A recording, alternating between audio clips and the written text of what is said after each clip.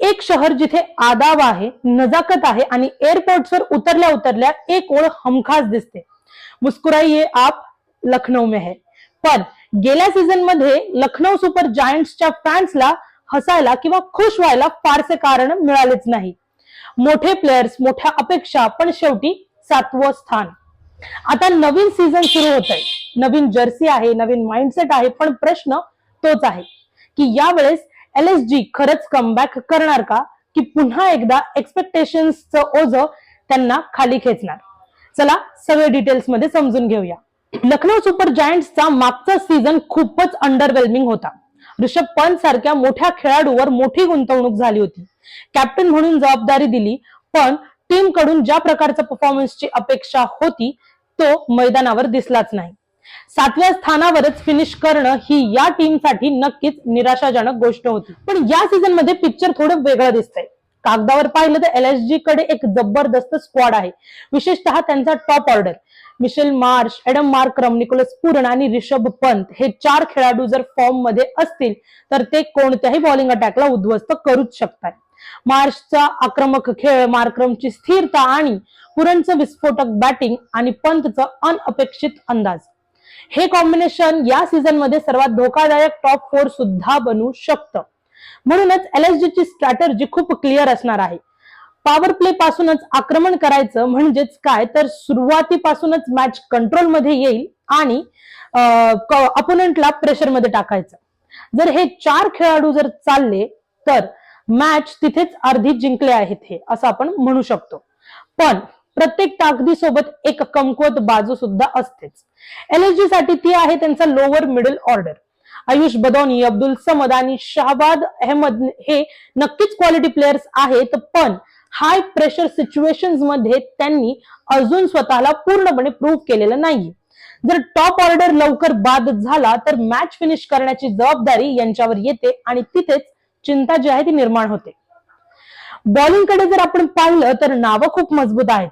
मोहम्मद शमी, मयंक यादव, आवेश खान, मोहसिन खान, म्हणजेच काय तर पेस अटॅक मध्ये डेप्थ आहे. पण इथेही एक मोठा फॅक्टर आहे, तो म्हणजे इंजरीज. या टीम मधले अनेक बॉलर्स मागच्या काही काळामध्ये इंजरी इश्यू सोबत झुंजत आहेत. जर हे सगळे फिट राहिले तरच LSG ची बॉलिंग खूप जास्त डेंजरस ठरू शकते, अदरवाईज नाही. पण फिटनेसने जर साथ दिला नाही तर पुन्हा त्याच प्रॉब्लेम्स येऊ शकतात.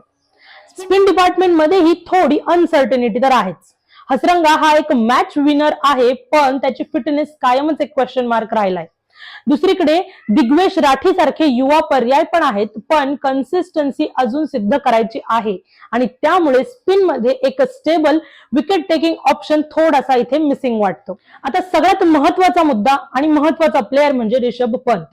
हा सीझन त्याच्यासाठी फक्त एक IPL नाही तर एक स्टेटमेंट सीझन सुद्धा आहे. कॅप्टन म्हणून, एक बॅटर म्हणून आणि इंडियन टीम मध्ये परत एक स्ट्रॉंग क्लेम करण्यासाठी ही त्याच्याकडे एक असलेली गोल्डन अपॉर्च्युनिटी आहे. जर पंतने या सीझन मध्ये आपली बेस्ट फॉर्म दाखवली तर LSG चं संपूर्ण इक्वेशन बदलू शकतं. या टीम मध्ये अपॉर्च्युनिटीज देखील भरपूर आहेत. मयंक यादव सारख्या खेळाडूकडे फ्युचर स्टार होण्याची क्षमता आहे. आयुष बदौनीकडे मिडल ऑर्डर स्टेबलाइज करण्याची संधी आहे आणि मोहम्मद शमीसाठी हा एक परफेक्ट कमबॅक सीझन ठरू शकतो. IPL हा एक असा मंच आहे ना की जिथे एक चांगला सीझन तुमचं करिअर पूर्णपणे बदलू शकतं. स्ट्रॅटेजी बद्दल जर बोलायचं झालं तर LSG ला सुरुवातीपासूनच अग्रेसिव्ह राहणं खूप गरजेचं आहे. बॅटिंग मध्ये, पॉवर प्ले मध्ये त्यांना मोमेंटम मिळवणं आणि टॉप ऑर्डर मधील किमान एक खेळाडू तरी शेवटपर्यंत टिकणं खूप जास्त गरजेचं आहे.